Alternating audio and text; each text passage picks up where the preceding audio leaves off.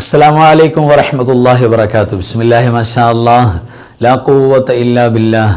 അല്ലാഹുമ്മ സ്വല്ലി അലാ സയ്യിദിനാ മുഹമ്മദിൻ വഅലാ ആലി സയ്യിദിനാ വ മൗലാനാ മുഹമ്മദ്. അൽഹംദുലില്ലാഹ്. അല്ലാഹു സുബ്ഹാനഹു വ തആല അവൻ്റെ മഹലായ ഫള് കൊണ്ട്, അവൻ്റെ റഹ്മത്ത് കൊണ്ട് ഇരുലോക വിജയികളിൽ, ഇരുലോക ആഫിയത്ത് കൊടുക്കുന്നവരിൽ നമ്മை വേണ്ടപ്പെട്ടവരെ അല്ലാഹു ചേർക്കട്ടെ. നമ്മുടെ എല്ലാ പ്രയാസങ്ങളും വിഷമങ്ങളും, പ്രത്യേകിച്ച് രോഗങ്ങൾ, ശാരീരിക മാനസിക അസ്വാസ്ഥ്യങ്ങൾ എല്ലാം അല്ലാഹു നീക്കി സന്തോഷം പ്രദാനം ചെയ്യട്ടെ. നമ്മുടെ മരിച്ചുപോയവർക്ക് അല്ലാഹു ജന്നത്ത് കൊടുക്കട്ടെ. നമ്മുടെ ക്ലാസ് മുടങ്ങാതെ കേൾക്കുന്ന, നമ്മുടെ ക്ലാസ് വളരെ ഹാപ്പിനെസ്സോടുകൂടെ തന്നെ കേട്ട് അതിനെ സ്വീകരിക്കുന്ന, അമൽ ചെയ്യുന്ന, പ്രത്യേകിച്ച് ദുആ ചെയ്യുന്ന, കമൻറ്റിൽ ഒരുപാട് സന്തോഷം പറയും. കമൻറ്റിലൊന്നും പങ്കെടുക്കാൻ ഞങ്ങൾക്ക് അറിഞ്ഞുകൂടാ ഉസ്താദെ, പക്ഷേ കൽബിൽ എപ്പോഴും ഉണ്ട്, ദുആ ചെയ്യുന്നുണ്ട് ഉസ്താദിന്, പ്രവർത്തകർക്ക് എന്ന് പറയുന്ന ഒരുപാട് മുഅ്മിനീങ്ങൾ, മുഅ്മിനാത്തുകൾ. എല്ലാവർക്കും അല്ലാഹു സന്തോഷം നൽകട്ടെ. അല്ലാഹു എല്ലാ മുഅ്മിനീങ്ങൾ, മുഅ്മിനാത്തുകൾക്കും മഗ്ഫിറത്ത് കൊടുക്കട്ടെ. ആമീൻ യാ റബ്ബൽ ആലമീൻ. അൽഹംദുലില്ലാ. പ്രിയപ്പെട്ടവരെ, അല്ലാഹു സുബ്ഹാനഹു വ തആല ഈ ലോക ജീവിതത്തിൽ പല നിലക്കുമുള്ള പരീക്ഷണങ്ങൾ അവൻ്റെ അടിമകളായി നമുക്ക് നേരെ അയക്കാറുണ്ട്. അതിൽ ഒരുപാട് ആളുകൾ, ഒരുപക്ഷെ നമ്മളിൽ അല്ലെങ്കിൽ നമ്മളുടെ വേണ്ടപ്പെട്ട ആളുകളിൽ, നമ്മുടെ പരിചയത്തിൽ, നമ്മുടെ ഫ്രണ്ട്സിൽ, നമ്മുടെ നാട്ടിൽ പല നിലക്കുമുള്ള രോഗങ്ങൾ കൊണ്ട് കഷ്ടപ്പെടുന്ന ആളുകളുണ്ട്. അതിൽ പല രോഗങ്ങളും അസഹനീയമായി, വേദനകളാകട്ടെ, രോഗത്തിൻ്റെ മറ്റു പ്രയാസങ്ങളാകട്ടെ ശക്തമായി, പലപ്പോഴും ഹോസ്പിറ്റലിൽ നിന്നും രോഗികളെ ഡോക്ടർമാർ കൈയൊഴിയും. നിങ്ങൾ എവിടെയാണെങ്കിലും കൊണ്ടുപോയിക്കോളൂ, അല്ലെങ്കിൽ വീട്ടിലേക്ക് മടക്കിക്കോളൂ എന്നൊക്കെ പറഞ്ഞ് ഡോക്ടർമാർ കൈയൊഴിഞ്ഞ് കളയുന്ന രോഗികളടക്കം നമ്മുടെ ശ്രദ്ധയിൽ അല്ലെങ്കിൽ നമ്മുടെ അറിവിൽ പലപ്പോഴും ഉണ്ടാകാറുണ്ട്. രോഗം എത്ര ശക്തമായ രോഗമാണെങ്കിലും, ഏതൊക്കെ ഡോക്ടർമാർ കൈയൊഴിഞ്ഞാലും യഥാർത്ഥത്തിലുള്ള തൊബീബ്, ഡോക്ടർ, ചികിത്സിച്ച് മാറ്റേണ്ടത് ആരാണ്? അല്ലാഹു റബ്ബുൽ ഇസ്സത്താണ്. ആ പടച്ച തമ്പുരാനാകുന്ന അത്തൊബീബ്, ആ അള്ളാഹുവാകുന്ന രോഗം മാറ്റുന്ന ആളുകളിലേക്ക് ഈ മനുഷ്യനെ നമ്മൾ ഏൽപ്പിച്ചു കൊടുക്കുകയാണ്. അപ്പോൾ ഏത് രോഗം മാറുക? ഏത് രോഗം മാറും? ഏത് രോഗം മാറാത്തത്? ഈ രോഗം കൊടുത്ത, രോഗം ഇദ്ദേഹത്തിൽ, ഇയാളിൽ സംവിധാനിച്ച ആളിലേക്ക് തന്നെ ആളെ മടക്കുകയാണ്. ഹോസ്പിറ്റലിൽ നിന്ന് മടക്കി, പിന്നെ അയാളെ നമ്മൾ എങ്ങോട്ടാണ് ഷിഫ്റ്റ് ചെയ്യുന്നത്? അള്ളാഹുവിലേക്കാണ്. അതായത് പടച്ച തമ്പുരാനിലേക്ക് ഒരു വിശ്വാസി, ഒരു വിശ്വാസിനി ഒരു രോഗിയെ സമർപ്പിച്ചാൽ, അല്ലെങ്കിൽ ഒരു രോഗി സ്വന്തം അർപ്പിച്ചു കഴിഞ്ഞാൽ അല്ലാഹു സുബ്ഹാനഹു വ തആല ഏറ്റെടുക്കും. അത് തീർച്ചയായും വിജയത്തിലേ അവസാനിക്കുള്ളൂ. അതിൻ്റെ ഫിനിഷിംഗ് പോയിന്റ് വിജയമാണ്. അപ്പോൾ പ്രിയപ്പെട്ടവരെ, പരിശുദ്ധമായ ഖുർആനിൽ 114 അധ്യായങ്ങളിൽ ഏറ്റവും വേറിട്ട് നിൽക്കുന്ന, ഉദ്ഘാടനം ചെയ്ത് അള്ളാഹു അവതരിപ്പിച്ചിട്ടുള്ള അധ്യായം അതാണ് സൂറത്തുൽ ഫാത്തിഹ. അത് ഉമ്മുൽ ഖുർആനാണ്, ഖുർആനിൻ്റെ ഉമ്മയാണ്. ആ സൂറത്തുൽ ഫാത്തിഹയെ വിശദീകരിക്കാൻ, തഫ്സീർ ചെയ്യാനാണ് 113 ബാക്കിയുള്ള സൂറത്തുകൾ കൊണ്ടുവരുന്നത്. അപ്പോൾ എന്തായിരിക്കും 7 ആയത്തുകളുള്ള സൂറത്തുൽ ഫാത്തിഹാൻ്റെ ഒരു പവർ? ആലോചിച്ച്, അതിൻ്റെ ഫളായിലുകൾ, മഹത്വങ്ങൾ എമ്പാടും നമ്മൾ സംസാരിച്ചിട്ടുണ്ട്, നമുക്കറിയാം. അതിലേക്ക് ഇറങ്ങുന്നില്ല, പറഞ്ഞ തീരൂല്ല. സൂറത്തുൽ ഫാത്തിഹ ഒരു രോഗിയായ മനുഷ്യന്, അല്ലെങ്കിൽ ഒരു രോഗിയായ ആൾക്ക് വേണ്ടിയിട്ട് എഫക്റ്റീവായിട്ട് എങ്ങനെ ഉപയോഗപ്പെടുത്താം? സൂറത്തുൽ ഫാത്തിഹയെക്കുറിച്ച് പുണ്യ നബി സ്വല്ലല്ലാഹു അലൈഹി വസല്ലം തങ്ങൾ പറഞ്ഞത് ഷിഫാ മിൻ കുല്ലി ദാ എന്നാണ്. അത് ഓതേണ്ടവർ ഓതേണ്ടതുപോലെ ഓതിക്കഴിഞ്ഞാൽ ഷിഫാ മിൻ കുല്ലി ദാ, സകല രോഗങ്ങൾക്കും, ഏതെങ്കിലും 1-2 രോഗങ്ങൾ, ഏതെങ്കിലും ചെറിയ രോഗങ്ങൾ, അങ്ങനെയല്ല പറഞ്ഞത്, രോഗമെന്ന് പറയാൻ പറ്റുന്ന, പ്രസൻറ്റ് ചെയ്യാൻ പറ്റുന്ന ഏത് അസുഖത്തിനും പറ്റും. അത് ശിഫയാകാൻ ഇത് മതിയാകും എന്ന് പുണ്യ നബി സ്വല്ലല്ലാഹു അലൈഹി വസല്ലം തങ്ങൾ പറഞ്ഞിട്ടുണ്ട്. അപ്പോൾ എഫക്റ്റീവാണ് സൂറത്തുൽ ഫാത്തിഹ. ആ സൂറത്തുൽ ഫാത്തിഹ ഏത് വലിയ രോഗിയുടെ കാര്യത്തിലാണെങ്കിൽ പോലും, രോഗിയാണ് അല്ലെങ്കിൽ രോഗിയുടെ കാര്യത്തിലാണെങ്കിൽ പോലും, ഡോക്ടർമാർ ഒഴിവാക്കിയിട്ടുണ്ടെങ്കിൽ പോലും റാഹത്തായിട്ട് ആ മനുഷ്യന് ചെയ്യാൻ പറ്റുന്ന, അല്ലെങ്കിൽ അദ്ദേഹത്തിന് വേണ്ടി ചെയ്യാൻ പറ്റുന്ന വലിയൊരു ഫാത്തിഹ സൂറത്തിൻ്റെ ഒരു ചികിത്സ, ട്രീറ്റ്മെൻറ്റ് മഹാന്മാരായ ഉലമാക്കൾ കൊണ്ടുവരുന്നുണ്ട്. അതെപ്പോഴാണ്? പരിശുദ്ധമായ സുബ്ഹി നിസ്കാരത്തിൻ്റെയും അതിൻ്റെ സുന്നത്ത് നിസ്കാരത്തിൻ്റെയും ഇടയിൽ. സുബ്ഹിൻ്റെ വാങ്ക് കൊടുത്തു, സുന്നത്ത് നിസ്കരിച്ചു, പിന്നെ ഫർള് നിസ്കരിക്കുന്നതിനിടയിലായി സൂറത്തുൽ ഫാത്തിഹ 41 വട്ടം, അതത് എണ്ണം തെറ്റാതെ ഒരാൾ മനോഹരമായി തെറ്റുകൂടാതെ 41 ആക്കണമല്ലോ എന്ന് കരുതിയിട്ട് കട എന്ന് ഓതിയാൽ ഒരു ഫലം ഉണ്ടാവില്ല. അത് നല്ല ഈമാനോടെ യഖീനോടെ ഹർഫുകളൊക്കെ ശ്രദ്ധിച്ച് നിയമങ്ങളൊക്കെ പാലിച്ച് മനോഹരമായിട്ട് നമ്മൾ പാരായണം ചെയ്താൽ എത്ര 41 വട്ടം.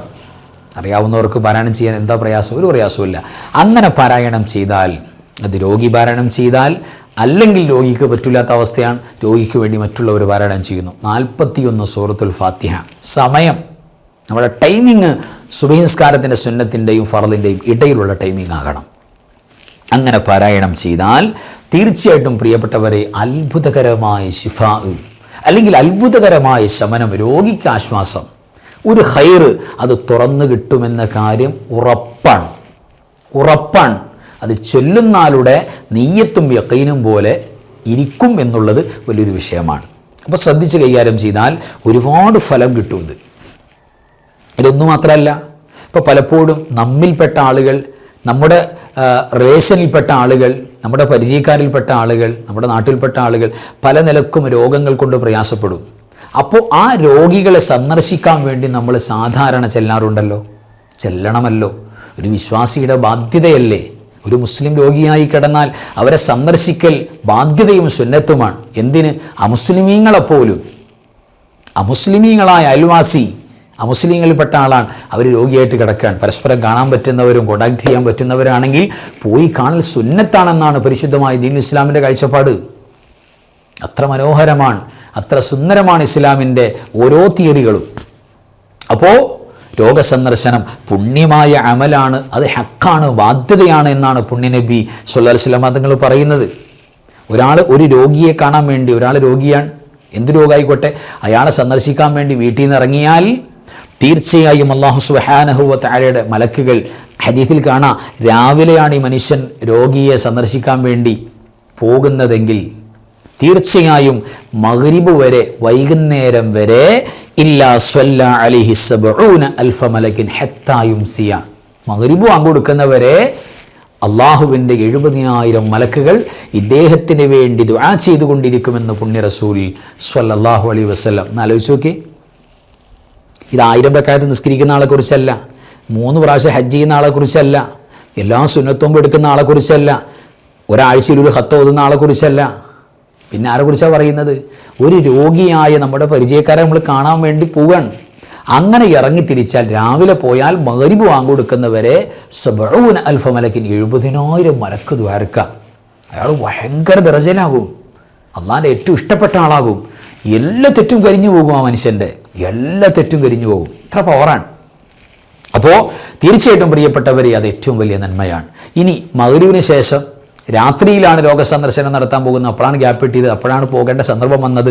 എന്നാൽ സുബഹി കൊടുക്കുന്നവരെ 70,000 മലക്കും ദുആ ചെയ്തുകൊണ്ടിരിക്കും ആ മനുഷ്യന് വേണ്ടിയും, ആ ഒറ്റാക്ക് വേണ്ടി.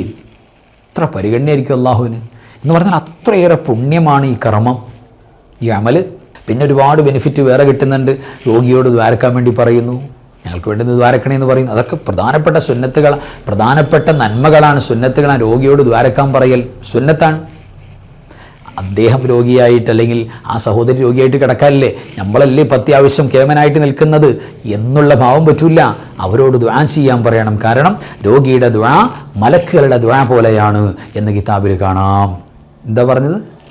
രോഗിയുടെ ദുആ മലക്കുകളുടെ ദുആ പോലെയാണ്, മലക്ക് ദ്വാരക്കും പോലെയാണ്.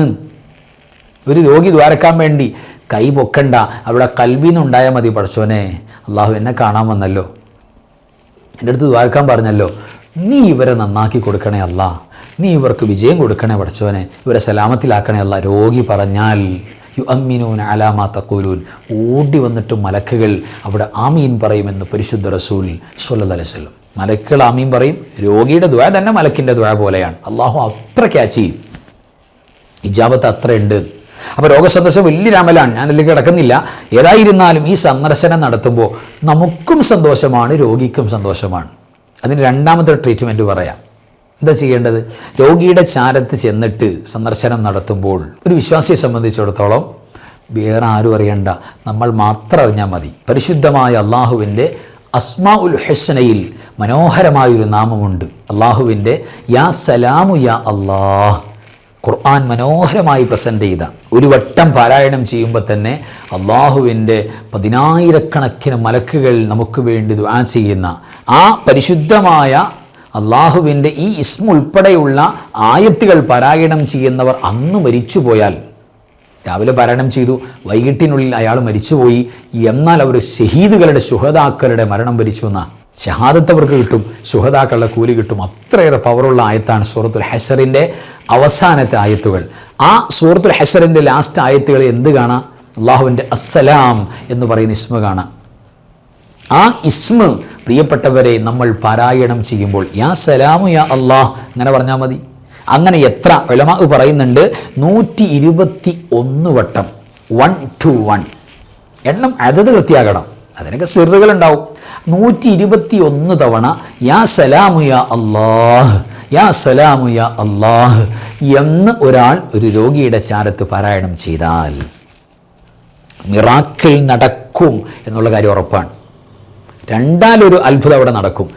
ഒന്നിക്കൽ അയാൾക്ക് ആയുസ് അള്ളാഹു ബാക്കി ഇട്ടിട്ടുണ്ടെങ്കിൽ, നമുക്കറിഞ്ഞൂടല്ലോ ഈ രോഗത്തിൽ മരിക്കേണ്ട ആളാണോ, ആയുസ് തീരാൻ പോവാണെന്ന് അറിഞ്ഞുകൂടാ. ആയുസ് അയാൾക്ക് ബാക്കി ഉണ്ടെങ്കിൽ തീർച്ചയായും അത്ഭുതകരമായി രോഗം മാറും. അല്ല അയാൾ മരിക്കാനുള്ള രോഗമാണ്, അള്ളാഹു ആയുസ് ഇത്രേ കണക്കാക്കിയിട്ടുള്ളൂ, ഇത് മരിക്കാനുള്ള രോഗമാണ് കാണുന്നത് എങ്കിൽ ഈമാൻ സലാമത്തായി മരിക്കും. യാ സലാമു യാ അള്ളാഹ് എന്തർത്ഥം? രക്ഷകനായ, രക്ഷ നൽകുന്ന പടച്ചവനെ, രക്ഷകനായ അള്ളാഹുവേന്ന യാ സലാമു, തീർച്ചയായിട്ടും ഈമാൻ സലാമത്താകും ആ മനുഷ്യൻ്റെ. അപ്പോൾ രണ്ടാണെങ്കിലും ജീവിച്ചിരുന്ന ലോകം മാറും, മരിച്ചുപോയാൽ ഈമാൻ സലാമത്താകും. രോഗിക്ക് അതിനേക്കാൾ വലിയ സന്തോഷം എന്താ രോഗിക്ക്?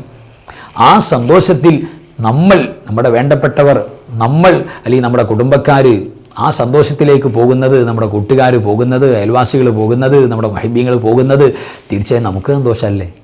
നമുക്കും സന്തോഷമാണ്. അപ്പോൾ രണ്ടുപേർക്കും സന്തോഷമാണ് ഈ പരിശുദ്ധമായ ഈ ഒരു അമൽ അവിടെ ചെയ്യുന്നതിലൂടെ. അപ്പോൾ ഈ പരിശുദ്ധമായ ഇസ്മിൻ്റെ മഹത്വം പറയുമ്പോൾ ഉലമാക്കൾ അതെല്ലാം പറഞ്ഞിട്ടുണ്ട്. അപ്പോൾ നമ്മൾ മനസ്സിലാക്കിയിരിക്കേണ്ട 2 പ്രധാനപ്പെട്ട പോയിൻ്റാണ് ഇന്നത്തെ ക്ലാസ്സിൽ പറഞ്ഞിട്ടുള്ളത്. ഒന്ന്, ഡോക്ടർമാർ പോലും മടക്കി അയച്ച രോഗിയാണെങ്കിൽ പോലും, കൈയൊഴിഞ്ഞിട്ടുണ്ടെങ്കിൽ പോലും അള്ളാഹു നമ്മളെ കൈവിടില്ല. അത് ജീവിച്ചിരുന്നാലും മരിച്ചാലും പടച്ചോൻ കൈവിടില്ല. അതിനെന്താ വേണ്ടത്? അതിന് ഫസ്റ്റ് വൺ, ഏറ്റവും എഫക്റ്റീവായൊരു ഭാഗം നമ്മൾ പറഞ്ഞു.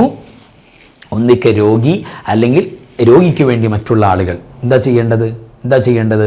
പരിശുദ്ധമായ സുബഹി നിസ്കാരത്തിൻ്റെ സുന്നത്ത് നിസ്കാരം കഴിയുക. എപ്പോഴെങ്കിലും സുബഹിയുടെ സുന്നത്ത് നിസ്കരിച്ചാൽ പോരാ, പിന്നെ സുബഹി വാങ്ക് കൊടുത്തു ആ ഒരു മൊമെൻറ്റിൽ, അതിനുശേഷം സുബഹിയുടെ സുന്നത്ത് നിസ്കാരം, ആ 2 റക്അത്ത് കഴിഞ്ഞിട്ട് പ്രിയപ്പെട്ടവരെ നമുക്ക് പരിശുദ്ധമായ സൂറത്തുൽ ഫാത്തിഹ 41 വട്ടം പാരായണം ചെയ്യാം. എന്നിട്ട് ദ്വാരന്നാൽ മതി. എന്നിട്ട് നമുക്ക് പിന്നെ ഫർദ് നിസ്കരിക്കാം. അപ്പോൾ തീർച്ചയായും ആ ഒരു മൊമെൻറ്റ് ഉപയോഗപ്പെടുത്താം. ഇനി അതല്ലാത്ത മറ്റൊരു മാർഗം കൂടെ, അത് രോഗിക്കും ഉപയോഗപ്പെടുത്താം, രോഗിയെ സന്ദർശനം നടത്തുന്നവർക്ക്, രോഗിയുടെ കുടുംബക്കാർക്ക്, വീട്ടിലുള്ളവർക്കൊക്കെ ചെയ്യാം. വീട്ടിലുള്ള ബാപ്പ രോഗിയായി കിടക്കാണ്, ബാപ്പയുടെ റൂമിലേക്ക് ചെന്നിട്ട് അൽഹംദുലില്ലാ അവിടെ വെച്ച് അള്ളാഹുവിൻ്റെ പരിശുദ്ധമായ യാ സലാമു യാ അള്ളാഹ് 121 വട്ടം പാരായണം ചെയ്യാം. രക്ഷപ്പെടട്ടെ, അവരും നമ്മളൊക്കെ രക്ഷപ്പെടട്ടെ. സലാമത്തിൻ്റെ വാക്കല്ലേ, രക്ഷയുടെ വാക്കല്ലേ.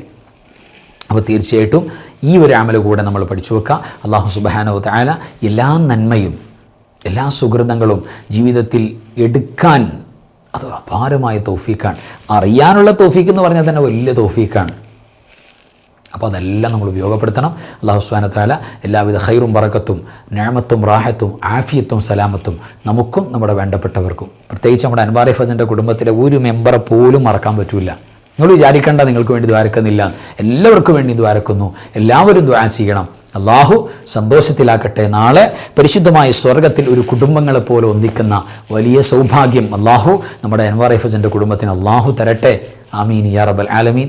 വആഖിറു കലാമി അൽഹംദുലില്ലാഹ്. അസ്സലാമു അലൈക്കും വറഹ്മത്തുള്ളാഹി വബറകാതുഹു. ബിസ്മില്ലാഹി മാ ശാ അല്ലാഹ് ലാ ഖുവത ഇല്ലാ ബില്ലാഹ് മാ ശാ അല്ലാഹ് കുല്ലു നിഅമതിൻ മിനല്ലാഹ് മാ ശാ അല്ലാഹ് അൽ ഖൈറു കുല്ലുഹു ബിയദില്ലാഹ് മാ ശാ അല്ലാഹ് ലാ യസ്രിഫു السوء إلا الله.